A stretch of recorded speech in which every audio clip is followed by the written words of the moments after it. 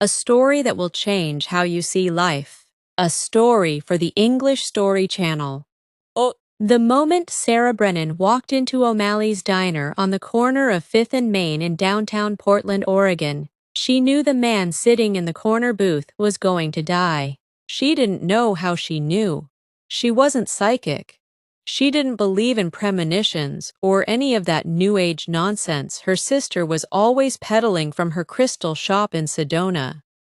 Sarah was 32 years old, a senior editor at the Portland Tribune, and she trusted facts the way other people trusted gravity. But something about the way the man held his coffee cup, too tight, knuckles white, steam rising while the liquid went untouched, made her stomach clench. She'd seen that grip before. 3 years ago, in a hospital room at Legacy Emmanuel, watching her father hold a cup of water the morning before his heart gave out. The same desperate grip, the same refusal to drink, as if staying thirsty might somehow keep death at bay a little longer. Sarah shook her head, ordered her usual black coffee and wheat toast from Betty, the waitress who'd been working the morning shift since Sarah was in college.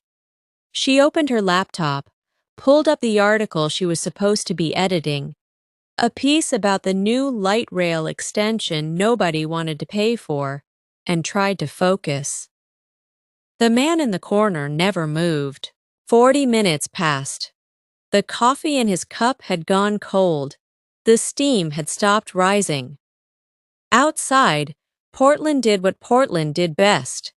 It rained, a soft gray drizzle that turned the windows into impressionist paintings. Sarah watched him in the reflection of her laptop screen, telling herself she was being ridiculous, that he was probably just waiting for someone, that her father's death had left her seeing ghosts in every shadow. Then he stood up.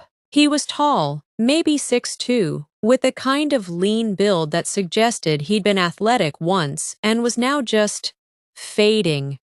His clothes were good quality, but worn at the cuffs, an old wool coat, scuffed leather shoes, a scarf that had seen better decades.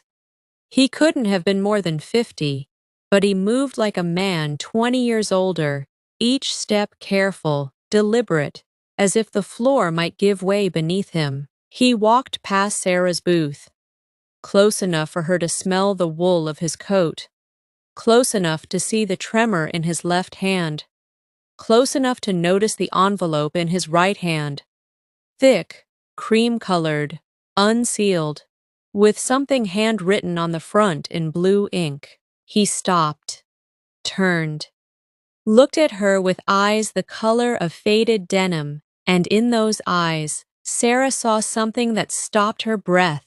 "You're a writer," he said. It wasn't a question. "I'm an editor," she corrected automatically, then caught herself. "How did you—" "You've got ink on your fingers. The permanent kind, from a fountain pen. Nobody under 40 uses fountain pens unless they're serious about words." He smiled, and it transformed his face from gaunt to almost handsome, a glimpse of the man he must have been. "My name is Thomas Cole. I have a story for you. The last one I'll ever tell." He set the envelope on her table. "Don't open it yet," he said. "Not until I'm gone. But promise me you'll read it. Promise me you'll do something with it." He paused, and the smile faltered, and suddenly he looked very young and very old at the same time. "Promise me it won't disappear." Sarah should have said no. She should have pushed the envelope back, told him she wasn't interested, reminded herself that Portland was full of eccentric strangers and that her deadline was in 2 hours. But those eyes, that grip on the coffee cup, the way he said gone like it meant something final. "I promise," she heard herself say. Thomas Cole nodded once as if sealing a contract.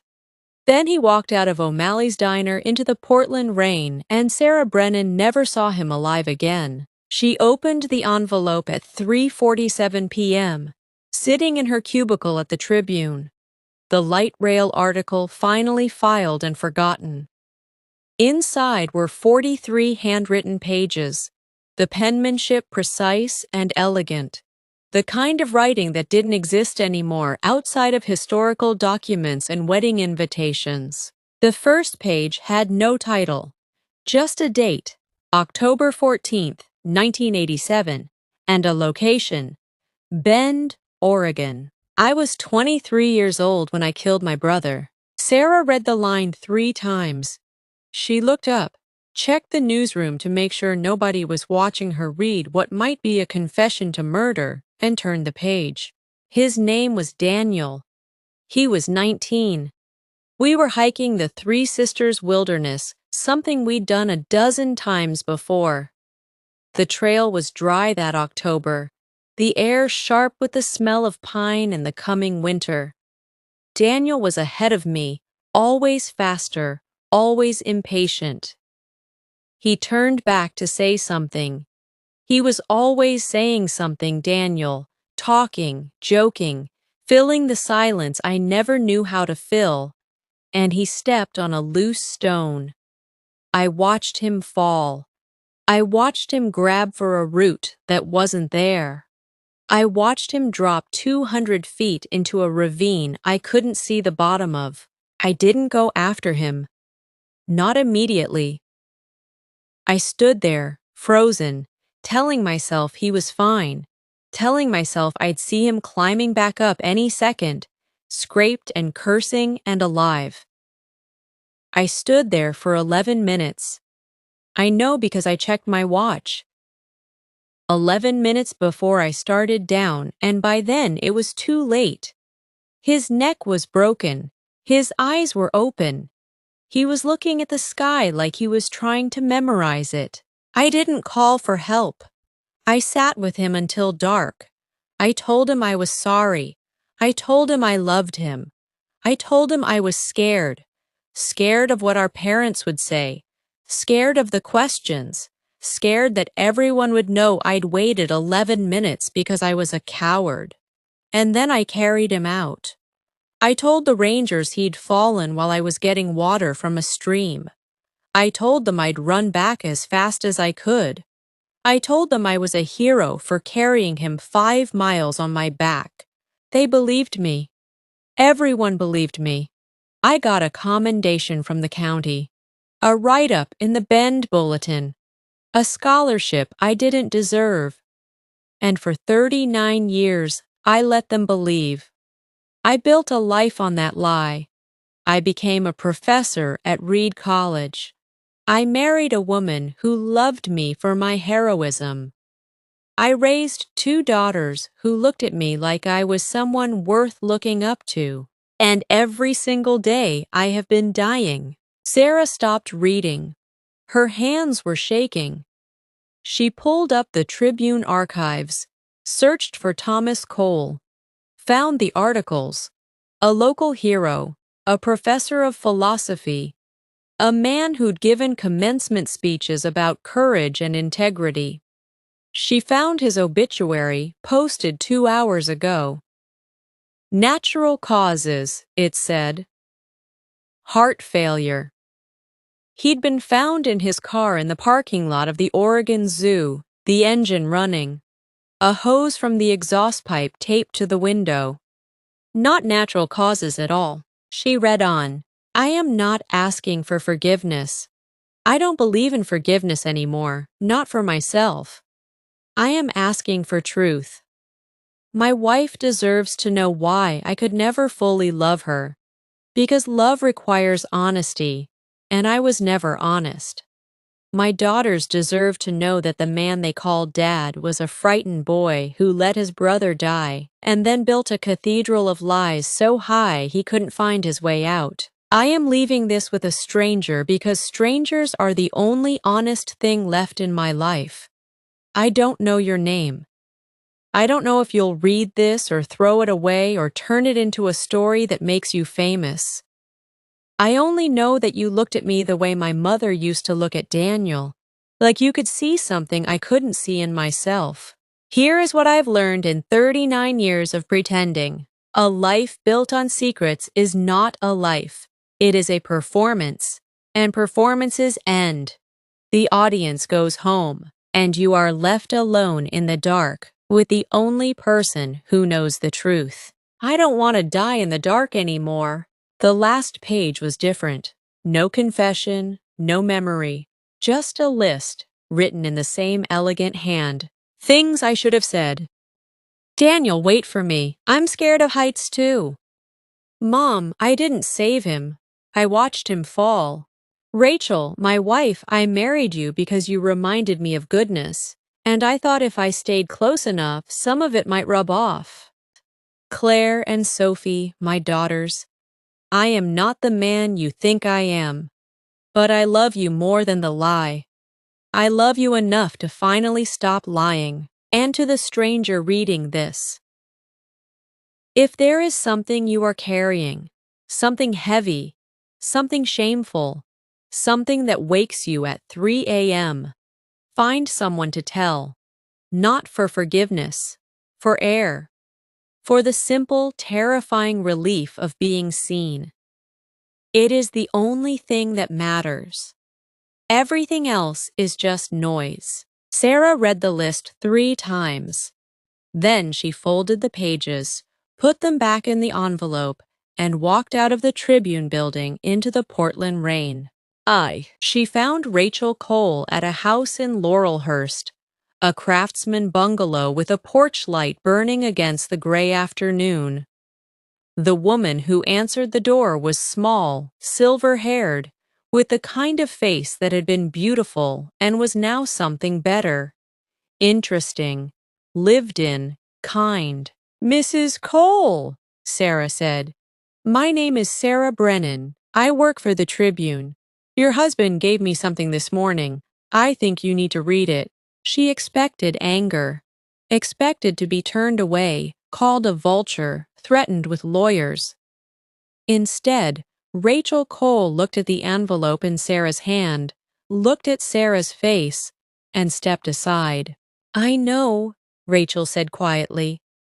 About Daniel, about the 11 minutes, Thomas told me last night. For the first time in 39 years, he told me the truth. And then he left, and I thought. Her voice broke. I thought he'd gone to find peace. I didn't know he'd gone to find a stranger. They sat in the kitchen, at a table covered in photographs. Thomas young and smiling, 2 little girls on his shoulders, a wedding in a garden, a family that looked happy because it was, in its way, even built on sand. Rachel made tea she didn't drink. Sarah told her about the diner, the coffee cup, the way he'd said gone like it was a destination. He was a good man, Rachel said finally. The lie didn't make him bad. It just made him smaller. Every year, a little smaller, until there was almost nothing left. I used to think he was distant, unavailable. I blamed myself. If I'd known... She stopped, shook her head. No, that's the trap, isn't it? The if only, the what if. He made his choices. I made mine. We loved each other in the spaces between. She took the envelope from Sarah, held it to her chest like a heartbeat. Will you write about him? Rachel asked. I don't know, Sarah said. He asked me to do something with it. But this is your story now, your family's. I don't want to... Write it, Rachel said. Not the scandal, not the professor's secret shame. Write the part that matters. Write that he was brave at the end, that he chose truth over comfort, that he loved us enough to stop pretending. She smiled, wet and fierce. Write that a man can carry something for 39 years and still at the very last set it down. Sarah wrote the story. Not as news. She couldn't.